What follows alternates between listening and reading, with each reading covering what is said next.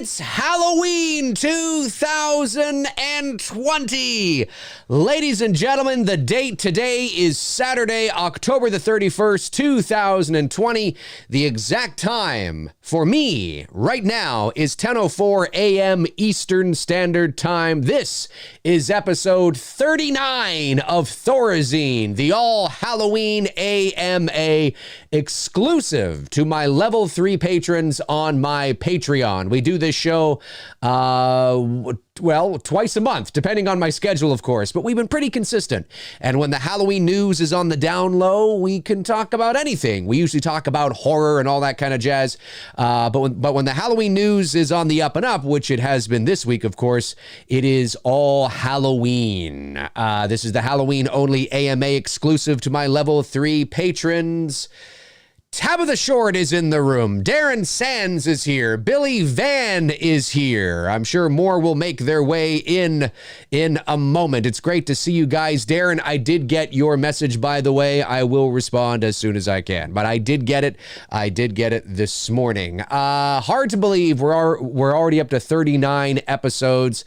I'm probably going to let this episode of THORAZINE go live and public on my channel today. I don't normally do that, of course, because this is exclusive to level number 3. Well, we're not live right now. I mean, after the fact, I'll make it public on my channel like I do the Saturday movie nights. But I'm going to do that for this episode of THORAZINE only because it's Halloween. It's Halloween. And, you know, there's a lot of people out there that don't even know that there's a Patreon connected to this channel and don't even know that there's a show called THORAZINE, the All Halloween AMA, where it's an intimate sort of group of people that talk Halloween. So if that's something that interests you, feel free to check out my Patreon via the link below. You have to be part of level number 3 to take advantage of it, and we do this show twice a month, essentially every second Saturday.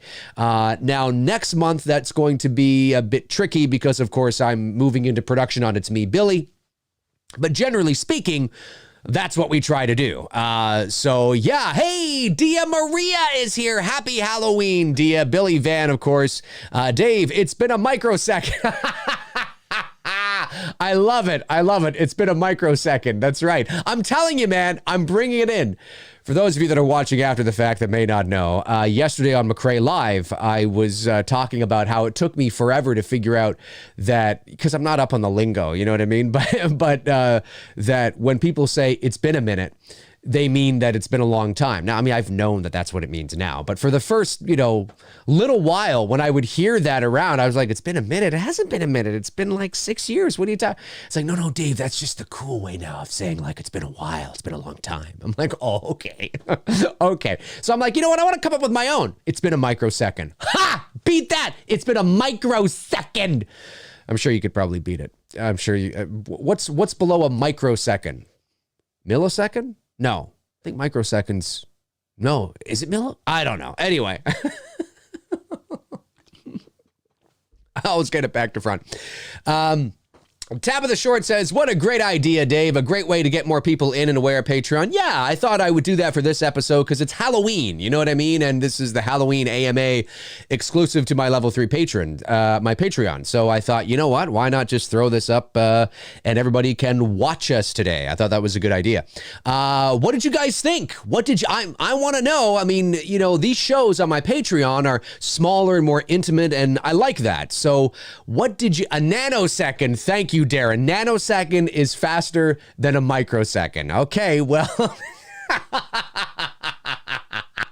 it's been a microsecond. Dude, it hasn't. It's been a nanosecond, man. It's been a nanosecond. What the hell was I going to say? Oh, yeah. What did you guys think of the Halloween teaser trailer that dropped a couple of days ago? What did you think? I mean, I want to hear, hey, if you're watching after the fact, I mean, you probably already told me what you thought about it on my shows that I have on my channel regularly that's open to everybody. But since you're seeing this, comment below and let me know. You've had, 48 hours to think about it now? What do you think? It's Halloween? Come on, comment below and let me know your thoughts. I want to know. Darren, what did you think of it? Dia, what did you think of it? Tabitha, what did you think of it? Billy Van, what did you think of it, Billy? What did you think of it? What did you think of the Halloween teaser? I enjoyed it. I enjoyed it. It was exactly what I thought it was going to be. It was going to be 30 seconds to a minute. You know, that's what I kind of had. Of course, I had an inkling that that's what was going to happen. But nonetheless, I felt that it was going to be about, well, I didn't know how long it was going to be. Like I said, my source just said, and a little more. So that to me, and a little more, that doesn't translate into and the full length feature theatrical trailer, 2.5 minutes. No, that's why I was like, it's probably about 30 seconds. And it was, and we got a lot more of the feeling of what to expect. And, you know, with a title like Halloween Kills, I mean, this is going to be a heavy duty romp through the blood, guts, and gore and all the kills. As David Gordon Green said, it's 10 times the thrills and 10 times the kills, or something like that. Or twice the thrills and 10 times the kills, or something like that. I don't know, whatever the fuck he said. And he's right. Now, he also compared it to The Empire Strikes Back, and people have been reaching out to me going, do you think it's going to be as good as The Empire Strikes Back? And I'm like, well, that's not what he meant. He didn't mean that it's going to be as good. What he means is that when you look at The Empire Strikes Back in relation to A New Hope and Return of the Jedi, The Empire Strikes Back is the second act in a 3-act play. And as you've heard me say ad nauseum on this channel, the second act is traditionally, Last Jedi, is supposed to be the darkest for our protagonists, right? Shit doesn't go well. People die. You know, shit is revealed. Although I'm hoping nothing major is revealed in terms of Michael Myers in this movie. But you know what I'm saying, right? It doesn't go well. It doesn't go well. So, you know, I think that's what I don't think anybody has an expectation that, hey, you know how much you love The Empire Strikes Back? Well, you're going to love, I mean, you know, but it could be, I mean, who knows, right? But it's going to be balls to the wall, you know, kills and thrills and dark and mean and gritty and fucking shit's going to hit the fan, man. It's going to hit the fan. So that's kind of what he's talking about there. Whether you like it as much as The Empire Strikes Back, well, that's yet to be seen. But interesting indeed. I enjoyed it. I did. I liked what I saw. I thought it was the perfect 30-second teaser, 34 seconds, you know, whatever it is, 36. I thought it was great. I thought it was fine. There were some things in there that I genuinely, you know, most people were surprised that I didn't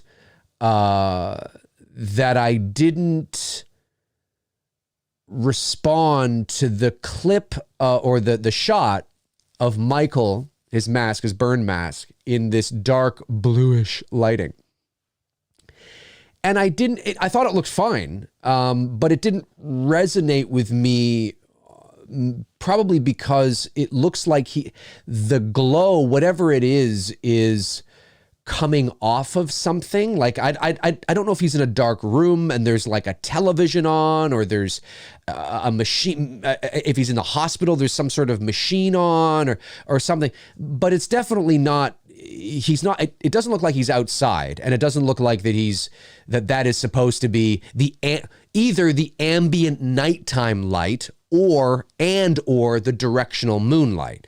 So I just was like, oh, it's, you know, and it just didn't do much for me. It didn't do nothing for me. It was cool, right? It was a cool shot. But I didn't particularly, I just didn't, okay. You know, I think my favorite shot, actually, my two favorite shots, and just because it's a great shot, but my two favorite shots are the second shot of the trailer, which is the street.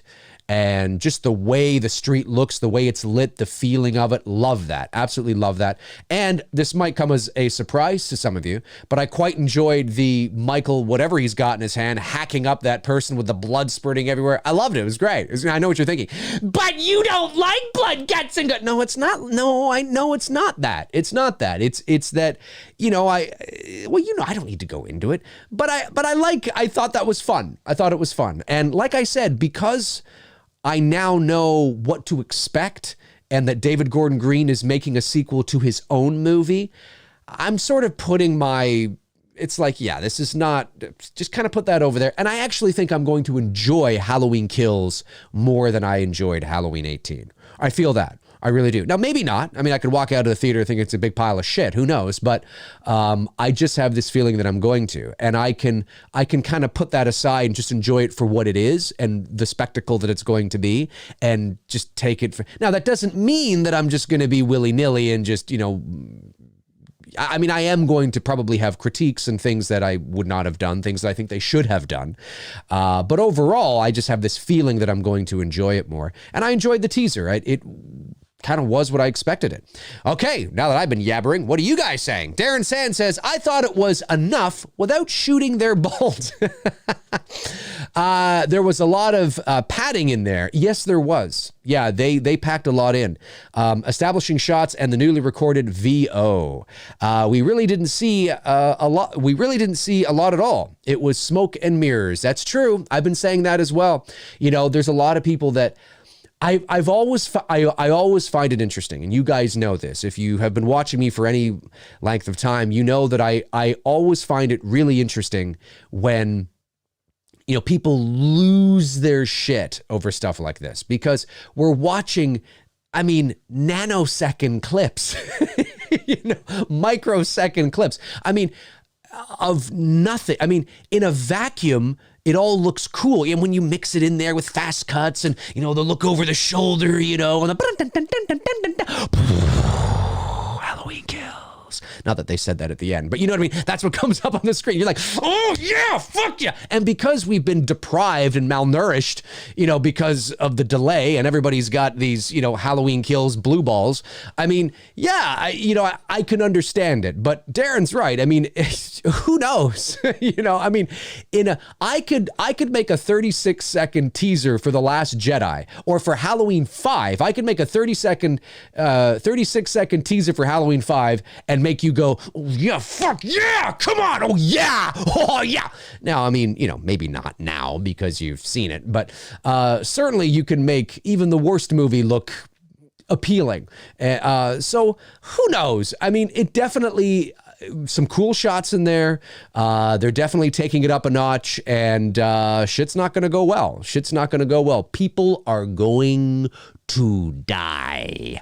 So, what are you going to do? I agree with it. Billy Van says, I liked it. At first, I thought I wouldn't like the burn mask, but I'm digging it. Plus, I think I'll enjoy H Kills better than H18. Yeah, I kind of feel that way too. Tabitha Short says, Dave, when you did your walkthrough video of the teaser trailer, you skipped over the scene where Marion Chambers is in the car and Michael smashes the window. Throw back to the first one. I know. It's because I was aware of it. I saw it the first time I watched the teaser, but I moved over it because the bar didn't land on it. But you are right. Yeah, that's a throwback. That's an Easter egg for sure. It'd be really funny, and they wouldn't do this obviously, but what would be really funny is if in Halloween Kills, when Marion is there, right, and the thing breaks, is if you look really, really carefully, you can see that he's got a wrench in his hand. You can see that Michael's got a wrench in his hand. Because obviously in the original Halloween, if you look very closely, you can see that there's a wrench in Michael's hand, and that was to smash the window. Now, to my surprise, when I brought this to everybody's attention, when I brought this to everybody's attention, I thought most people knew this, but when I made a post about this, I think maybe last Halloween or whatever, I was surprised how many people didn't know. There's still a lot of people, and I bet you there's people watching us right now that will be like, he's got a wrench in his hand? He doesn't have a wrench in his hand. Oh, yes, he does. Oh, yes, he does. Yes, he does. He does. Obviously, they wouldn't do that. But can you imagine? He's got a wrench. Or actually, that would have been an interesting throwback if they had woven into the narrative, though, right? Like maybe there's a wrench on the ground or something. It makes sense contextually. So like he's got this wrench all of a sudden, he's hitting, and all of a sudden he puts it in his hand, he smashes the window. That would be funny, because then it's woven, it's justified, right? It's not that, oh, we're trying to, hopefully they don't see this wrench in Nick Castle's hand. Hopefully they don't see this wrench here, No, it's justified. I actually would have played around with that. I think that would have been fun. And people would have some people wouldn't have even, it would have gone right over their head. But a lot of people would have got it. A lot of people would have got it. That would have been funny. Man, I can't believe it's Halloween already. It's Halloween. Not too much longer now till it's me, Billy. Let me see here. Tab of the Short says, I watched it yesterday and I noticed the wrench every single time. Yep. Dia says, he sure does, guys. Yeah, I was so surprised. I thought it was common knowledge. Like Freddie Mercury is the, mechanic guy lying in the bushes there, naked. The camera pans. No, it's not. It's not. It's not Freddie Mercury, lead singer of Queen, of course, who passed away of AIDS in the early 90s. Was it early 90s? I think it was. Oh, fuck, I love Queen. Love Freddie Mercury, man. One of the greatest frontmen of all time. It's funny, though, about, when was this? Maybe a year and a half, 2 years ago, whatever it was. I made a post about that as well. Totally joking. And a lot of people were like, are you fucking serious? That's Freddie Mercury? And it's like, no, it's not Freddie Mercury. But there were people that thought it was, or some people that thought it was anyway. Tab of the Short says, I wonder how many Easter eggs they'll have in this movie. I think they're going to have less. I mean, I think there's going to be the obvious Easter egg that we already know, which is, of course, Haddonfield Memorial Hospital. And the logo is the same. So that's your Easter egg there for Halloween too. The hospital, in some ways, in and of itself, even though it will look different and it's a different movie, and just the idea of the hospital, I guess, is sort of an Easter egg, because it's the second one in this new, and it's, you know what I mean? I think there will be, actually. I don't know if there'll be as much. I think you'll get some. I think you'll get some. We'll see. I don't know. I'm just hoping for.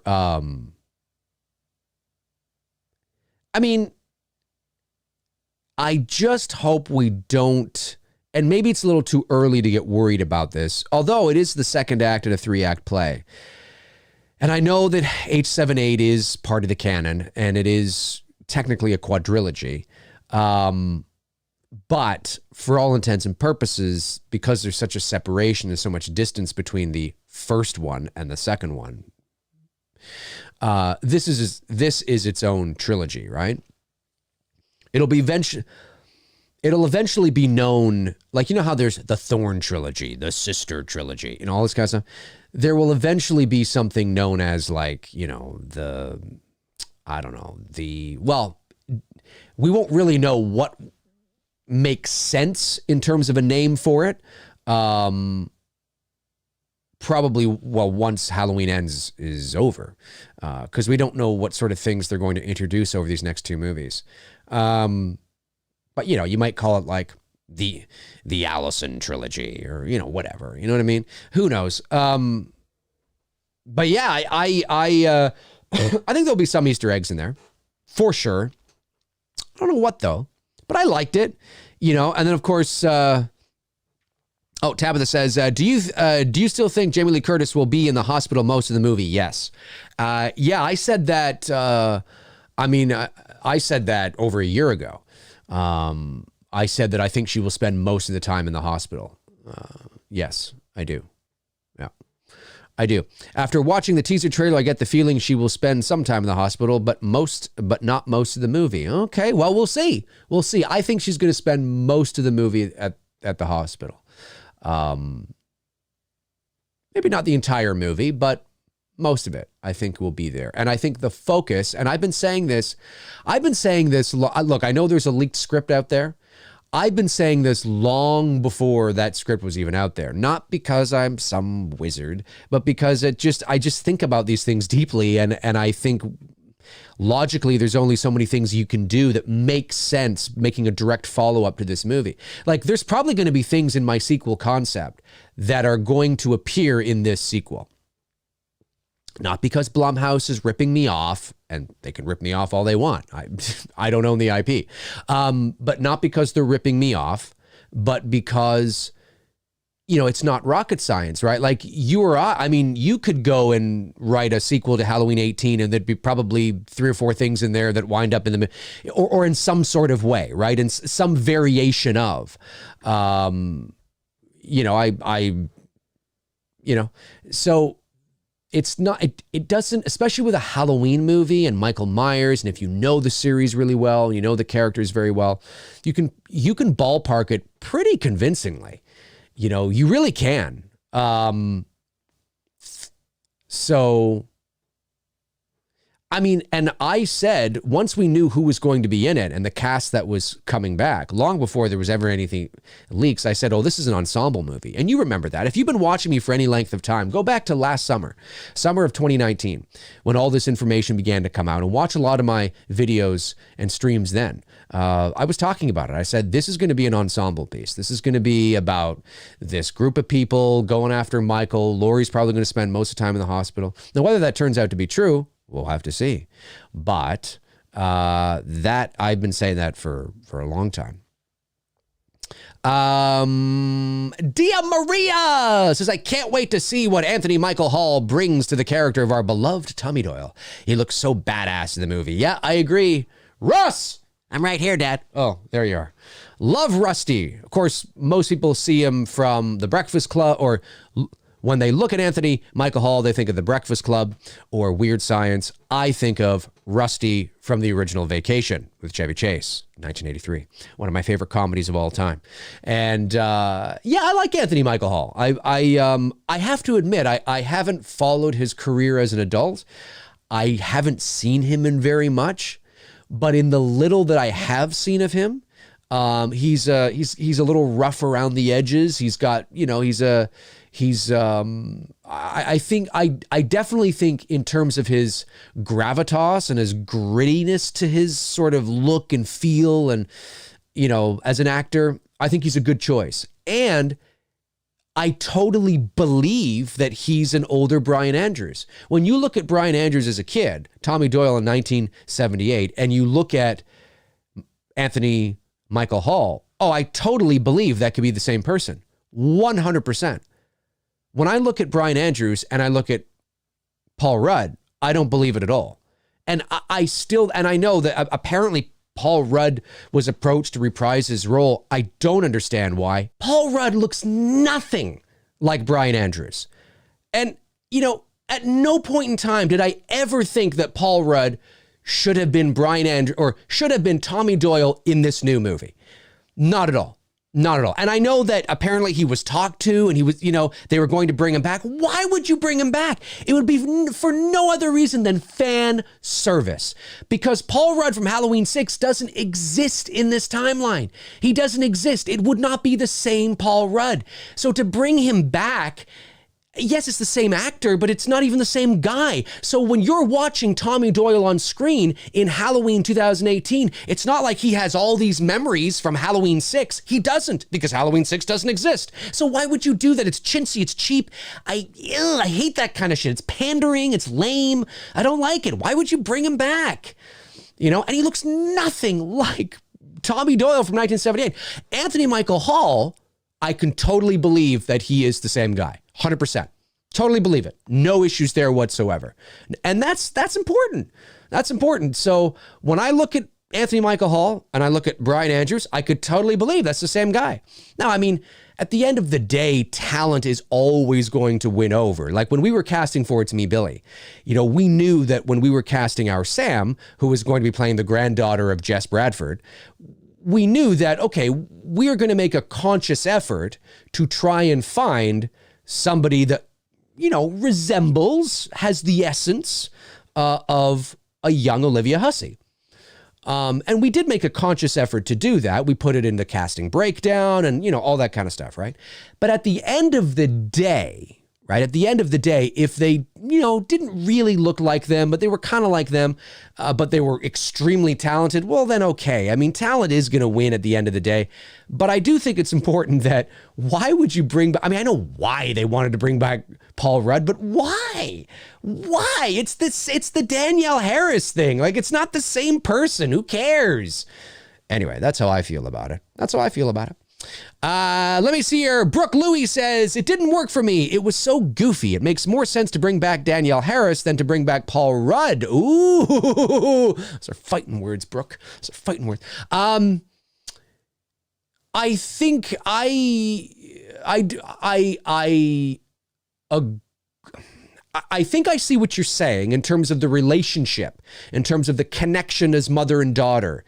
But I still think it's irrelevant because it wouldn't be the same Jamie Lloyd. And look, I mean, I believe that most Halloween fans don't just want Danielle Harris back in a Halloween movie. They want her back as Jamie Lloyd. Ultimately, that's what they want to see. They want to see Jamie Lloyd and Laurie Strode on screen. And if you bring back Jamie Lloyd into this new universe, it's not the same Jamie Lloyd. Now, I know there's people out there that say, I don't care. Well, then what's the point? Because the character that you're emotionally attached to is the girl from 4 and 5. I don't include 6 because obviously it's not the same actor. That's who you're attached to. Well, that girl doesn't exist. She doesn't exist. So it would be the same Jamie Lloyd in name only. So all those memories that this character, she doesn't have them. She's completely different. So for me, so I guess there's some people, I just want to see them together. Yeah, but isn't for me,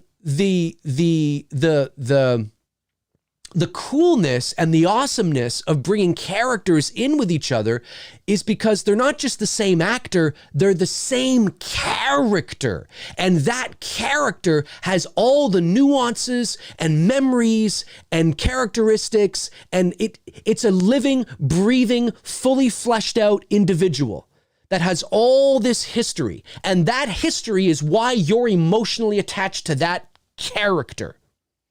Because you live vicariously through the situation. You know that character is a fully fleshed out 3-dimensional thing with all these memories. And you're emotionally attached to that. You're seeing them again. There they are again. But if Danielle Harris came back, she wouldn't be the same person. Even if she was called Jamie Lloyd, and even if Jamie Lloyd was the daughter of Laurie Strode, wouldn't be the same person. Because 4 and 5 never happened. So I feel the same way about Paul Rudd. I feel the same way about Paul Rudd. Tommy Doyle. It never happened, you know. Anyway, if you want to do a direct sequel to Halloween 4, that's when you bring back Danielle Harris. That's my opinion. Brooke Lewis said, well, it's not like I said Tina should come back. Jeez, Dave, come on. Love you, Brooke. Yes, it's irrelevant 100%. Anna M. Pop says, gosh, I'm so excited for It's Me, Billy, and Halloween Kills next year. Thank you, Anna. Really, really appreciate that. We're working so hard. You know, we are, well, we're essentially 3 weeks away now. We are 3 weeks away from production. I'm nervous as fuck. I don't mean that as in, oh, go, Dave's not. No, it's just, it's not really nerves. It's because I don't really get nervous. It's more of the anxious. I'm excited, you know, all this, because we've been working on this for 18 months. And we haven't been in pre-production for 18 months, but we've been working on this project through the stages of development and, you know, pre-production and the campaign. We've been doing this for 18 months, and it's now almost time. And it's like, wow.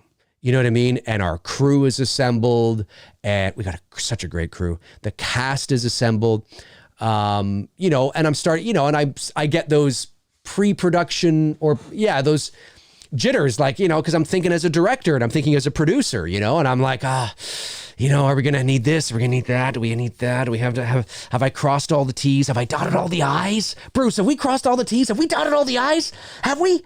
Is there a comma we missed somewhere? Fuck! You know what I mean? You know what I mean? But at the end of the day, you have to trust yourself. You have to trust, you know, the process, and we'll be ready. We'll be ready. It's just crazy. It's crazy. We're 3 weeks away from shooting this movie.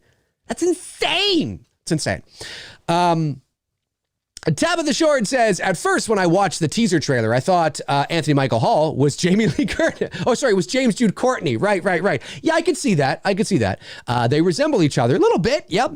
So I thought for a split second, why the fuck would they show Michael Myers' face? And he's got a bat. Or there's that shot when Laurie goes like this over the shoulder, right? And you see Anthony Michael Hall kind of come into the picture. Like, why the fuck is Michael in the hospital just chilling like a villain? Crazy. Brooke Louie says, so happy we have people that really care about making sure the trilogy's authentic. Yeah. You know what? I was saying earlier before you arrived, Brooke, that I do believe that even Halloween purist, very difficult to please Dave McRae is going to enjoy Halloween Kills. I think I'm going to like Halloween Kills more than I liked 18. And I didn't hate 18. I know there's people out there that loathe it, like Todd Fair. Todd, if you're watching, you got to let it go, man. You got to let it go.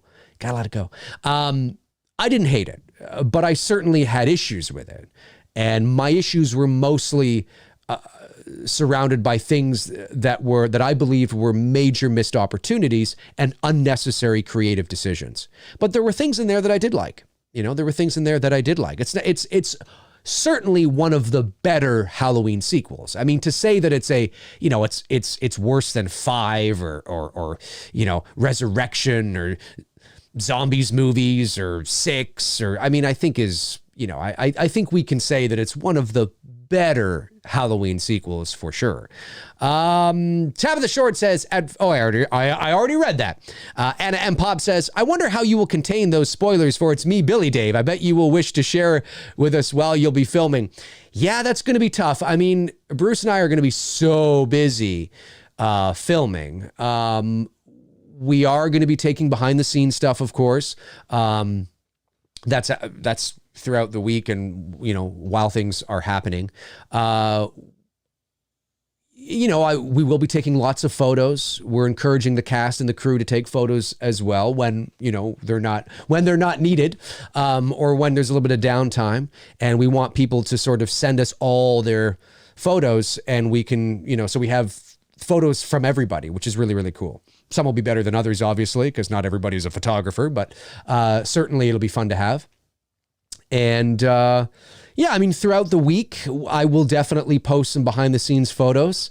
You'll get one certainly at the start of production, just before the cameras are about to roll. You'll get something for sure. You'll get a few things throughout the week. You'll also get an image today. Just a happy Halloween from the cast and crew of It's Me, Billy. And it's a pretty cool image, if I do say so myself.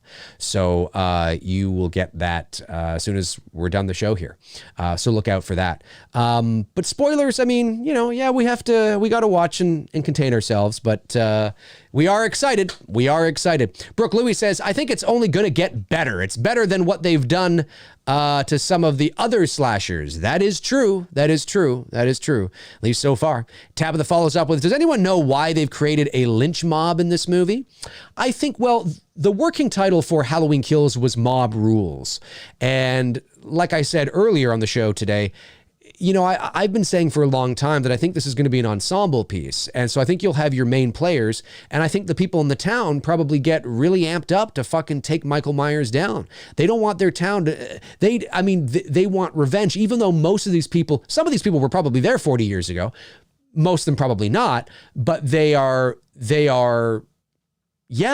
like, no fucking way, man. You did this 40 years ago. You ain't fucking doing this again. And I think shit's going to hit the fan.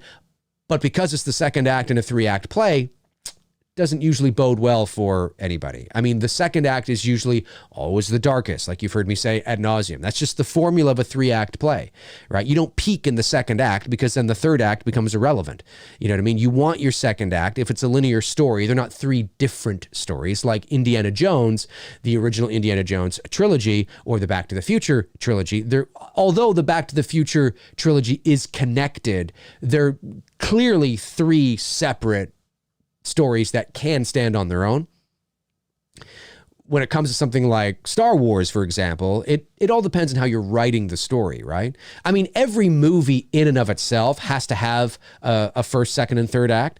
But when you are connecting it to a much larger story, that first movie, then the movies in and of themselves can become acts as well. And this is the second act. And the second act is always the darkest. The protagonists are always in the most danger. The bad guys win. I mean, so I don't think and like I said, I've been saying this for over a year. I don't think this is going to go well for anybody in this movie. I think Michael's going to win. And that's not because of any leaked script that's been out there or anything like that. I've been saying this for over a year because of the title of the movie and the fact that now it's a trilogy. They're calling it makes sense. It makes sense. It wouldn't, if this was the final film, well, then that's different. But it's not. Expect mayhem and not... It doesn't bode well for our heroes.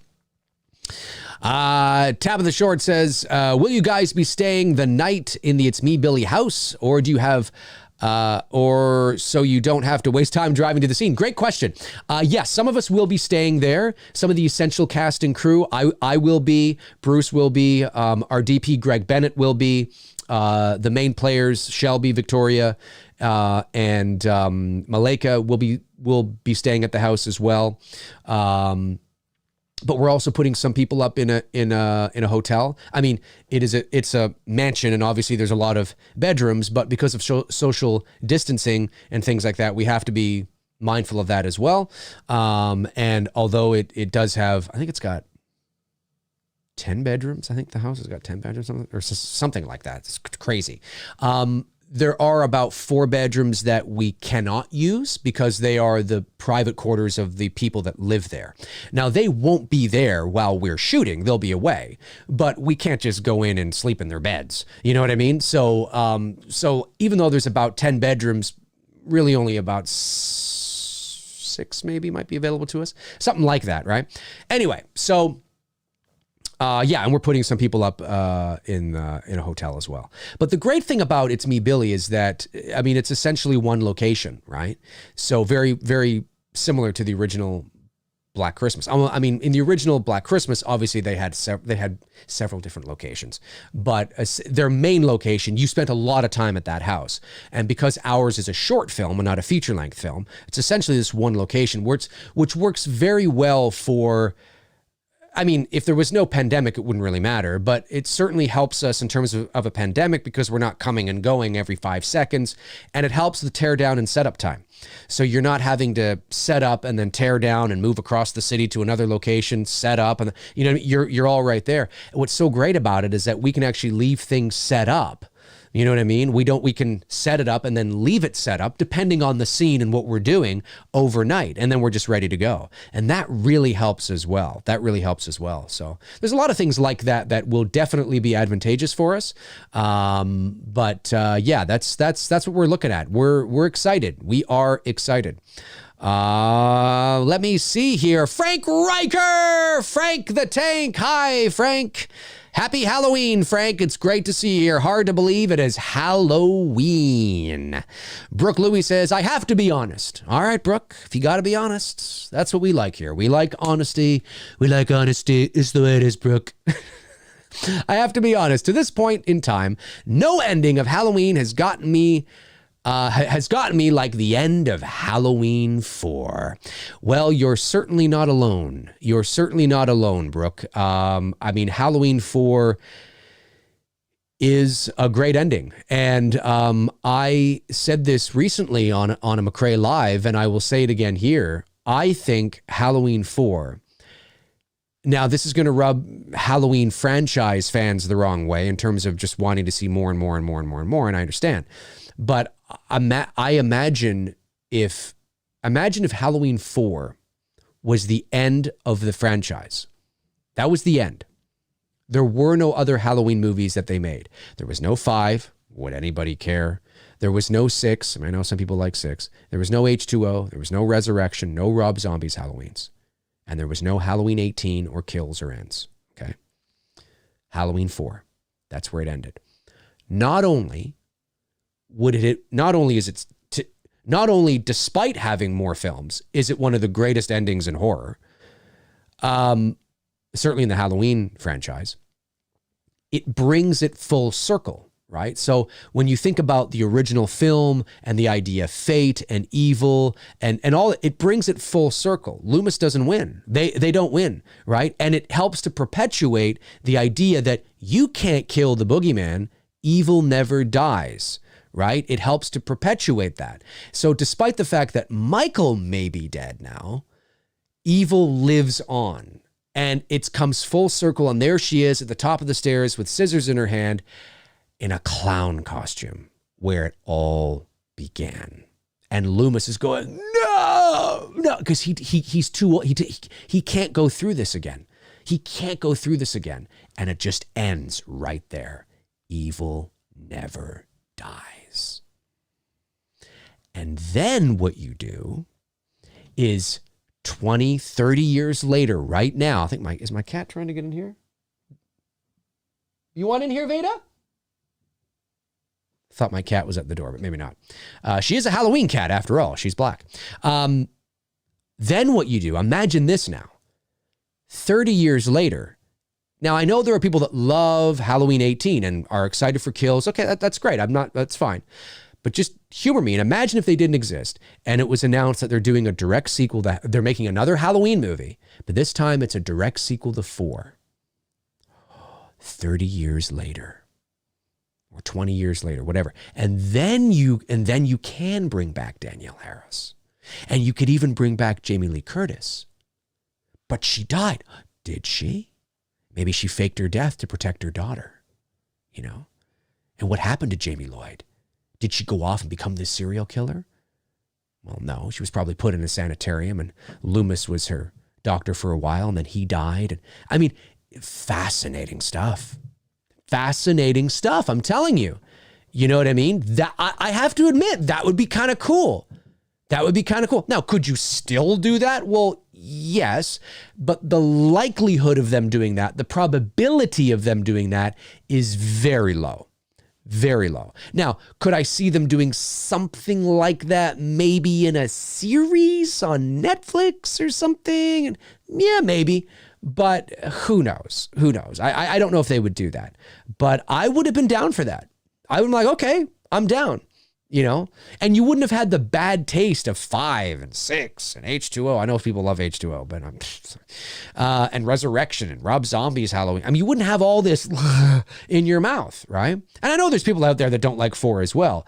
But I think when we look at the rest of the sequels, 4 doesn't look that bad. You know what I mean? Yeah, the mask needs to be better, and certainly it would have been great if they, you know, I mean, there are things I don't like, but certainly, you know,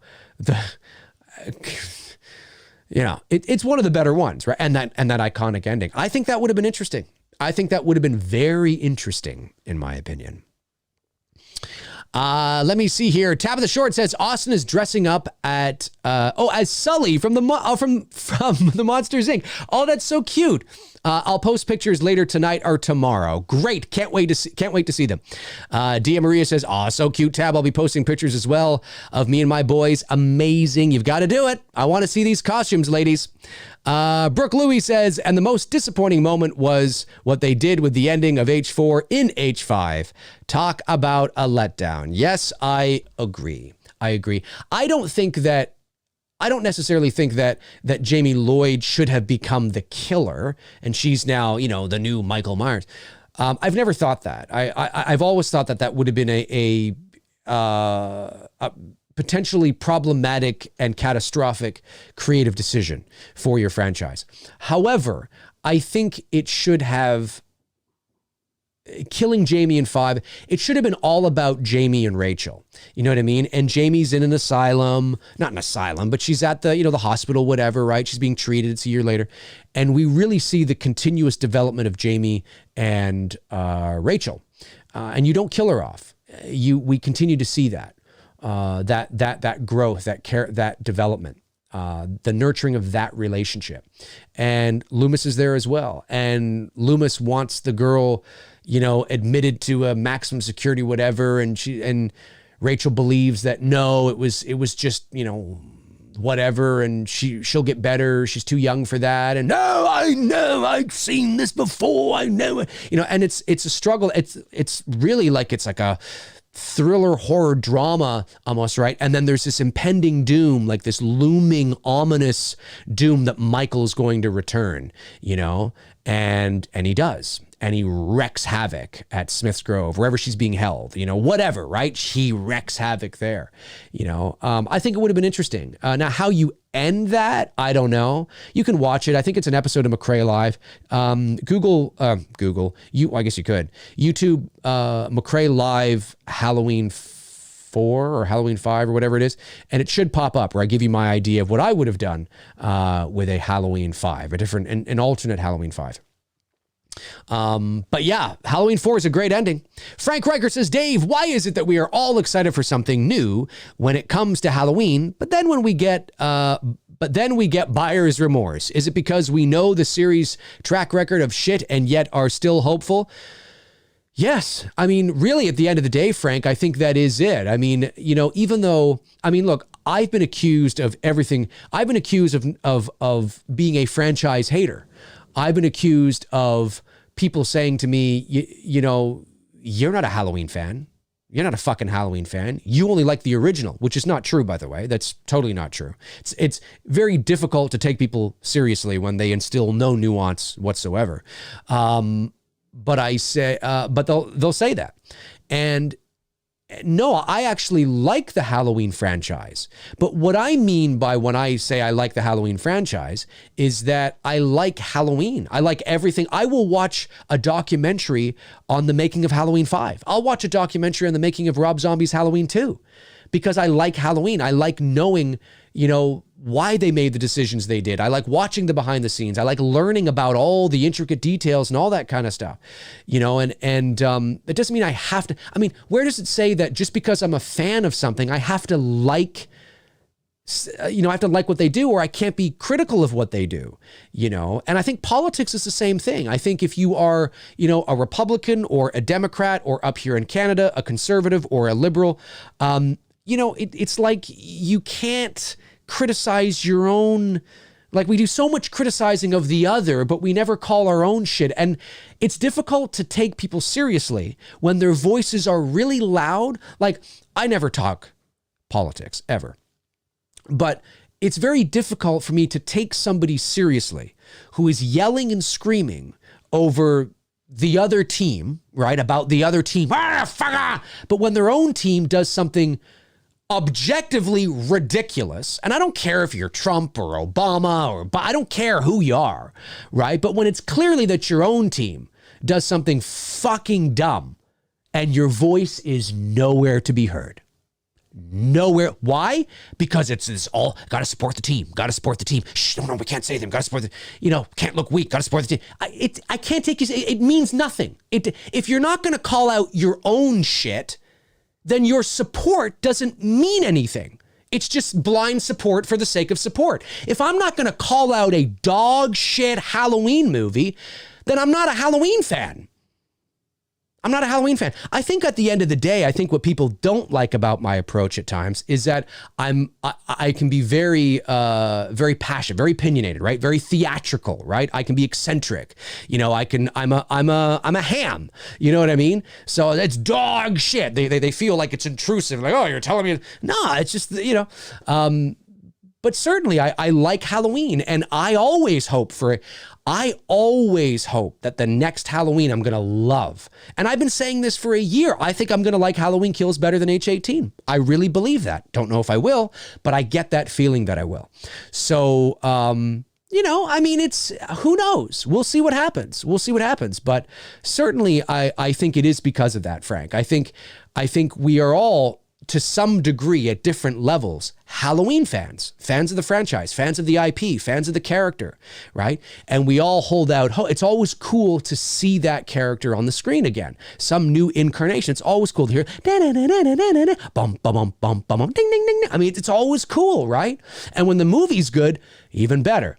But I don't think we should be just blind to things that are not that we demand more.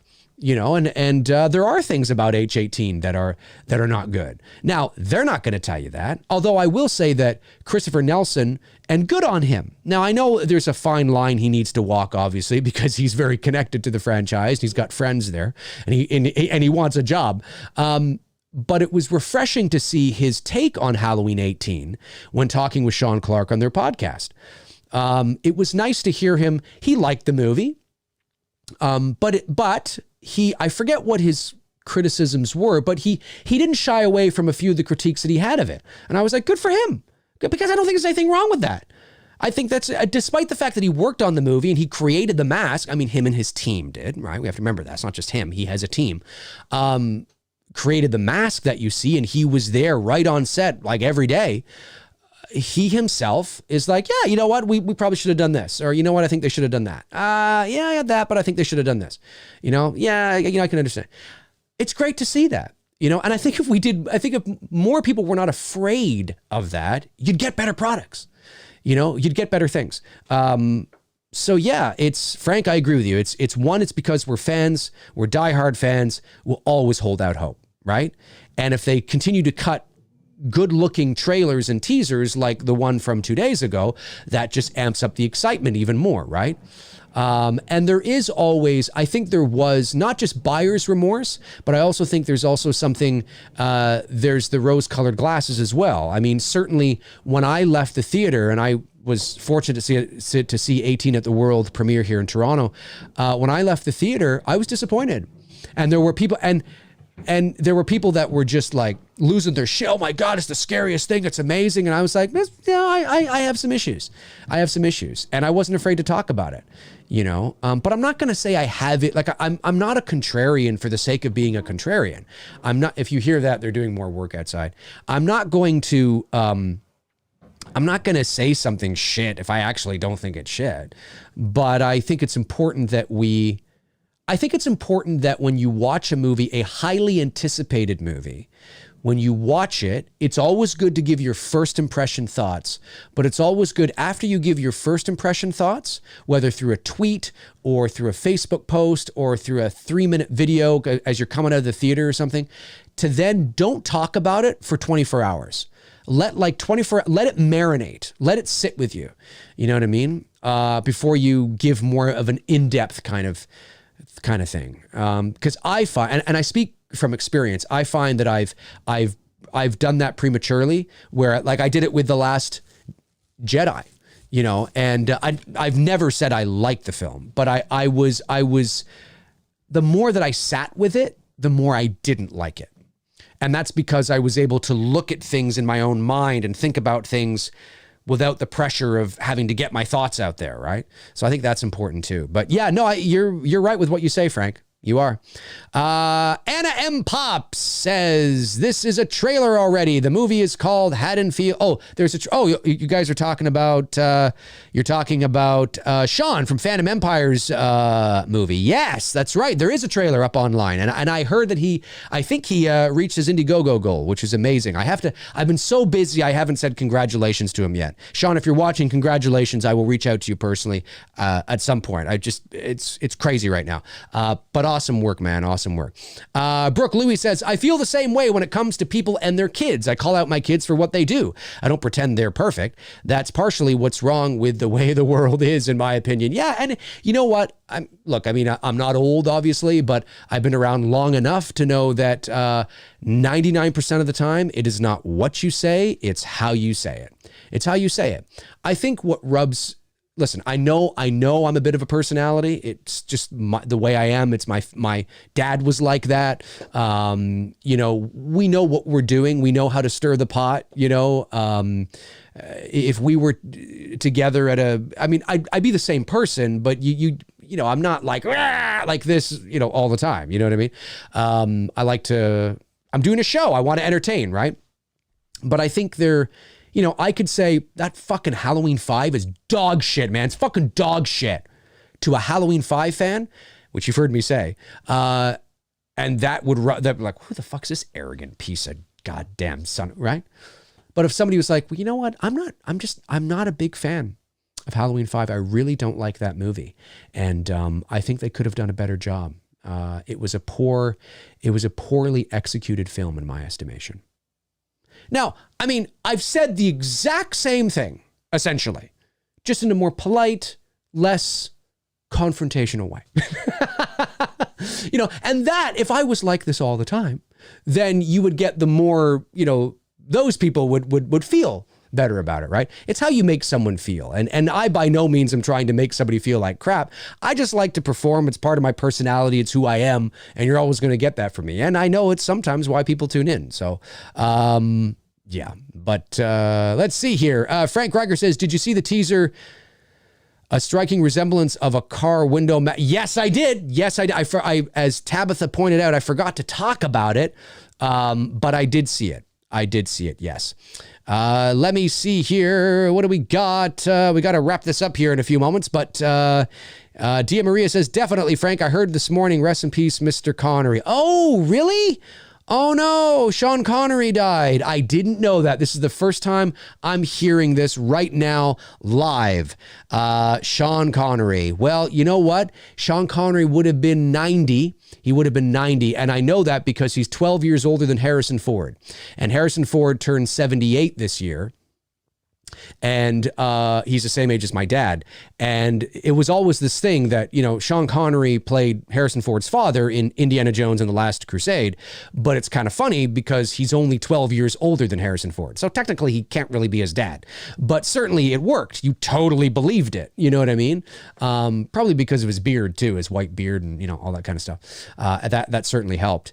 So yeah, if Harrison Ford's 78, then that means Sean Connery was 90. Well, he lived a good life. He lived a good life, you know. Rest in peace, Mr. Sean Connery. But did I not say, I did a video, about maybe a year or so ago where I was talking about there's a lot of legends, like legends, that we're going to be losing soon. And I know that sounds really morbid, but if you think of all the older people that are legends that are, you know, above 75, you know, whether it's your Stallones or your Schwarzeneggers or your Connerys or your Harrison Fords or your, you know, Jack Nicholsons or your, you know, Al Pacinos, Robert De Niro's, you know, your Spielbergs, although I always make this distinction with Spielberg, although Spielberg is like 74 or 5 or, you know, whatever he is. His mom lived to like 96 or something. And his dad, as far as I know, is still alive at like 104 or something crazy like that. So if the genes with a G fit, then we're going to get Spielberg movies for the next 30 years. It's crazy.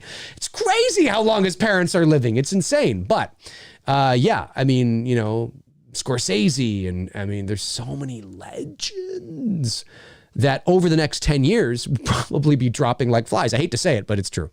Let me see here. Brooke Louis says, it's really sad because in my opinion, there aren't any to take their place. Yeah, well, it's just a different era, right? A different era, different generation. You know, that is too bad though. That's sad. Rest in peace, Mr. Connery.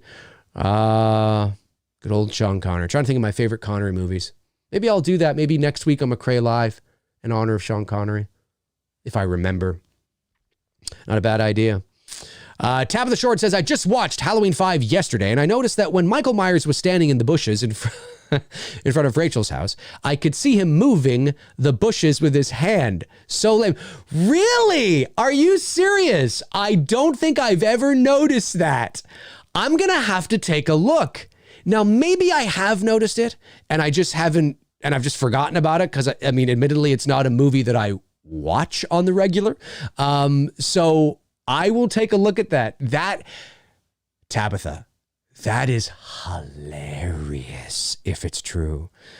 If it's true, Michael's there going, hee hee, hee hee. Oh my God, that would be so funny. That'd be so funny. Frank Reiger says, I'm a Sammy guy from H5 myself. Oh, you mean the blonde, yeah, she's pretty. Frank Reiger says, these are actors and directors that define Hollywood. It's true. It's true. And that's something that we have to remember is that, you know, Hollywood changed from the golden age into new Hollywood, as they call it, late 60s, late 60s, really early 70s. You know, and Spielberg, who changed the face of fucking pop culture. I mean, you know, Lucas too, but Spielberg more so. In terms of pop culture, Lucas was focused on technology and things like that in Star Wars. And he changed it too. I mean, we certainly cannot undermine the importance and the significance and the impact of Star Wars.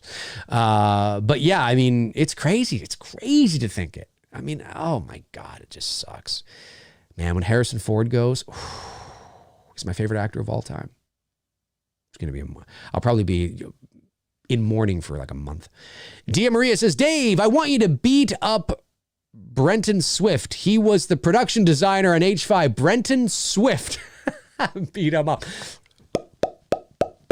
Brenton, if you're watching, what the hell were you thinking?